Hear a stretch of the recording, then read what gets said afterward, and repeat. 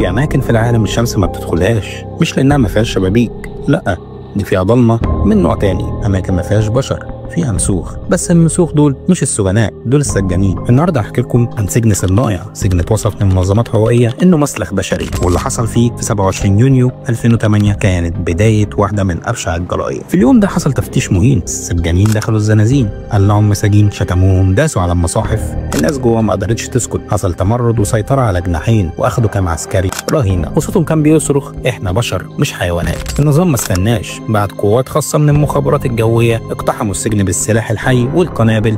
النتيجة بحسب شهود وتقارير دولية في أكتر من 40 سجين اتقتلوا فورا، وبعدها حصلت تصفية ممنهجة، ناس اتحرقت وهي عايشة، في جثث اترمت من فوق، وفي ناس اتدفنت جوه السجن محدش عرف عنهم حاجة. من 2011 ل 2015 منظمة العفو الدولية قالت إن ما بين 5000 ل 13000 اتعدموا في صنايع بالإعدام الجماعي، وكانوا بيتعدموا في السر كل يوم 2 و4. اللي خرج من الصنايع مش بني آدم، ده شبح لجثة لسه بتتنفس. أنا فارس سيد، وعملت الحلقة دي ذكاء اصطناعي عشان مكسل أصور.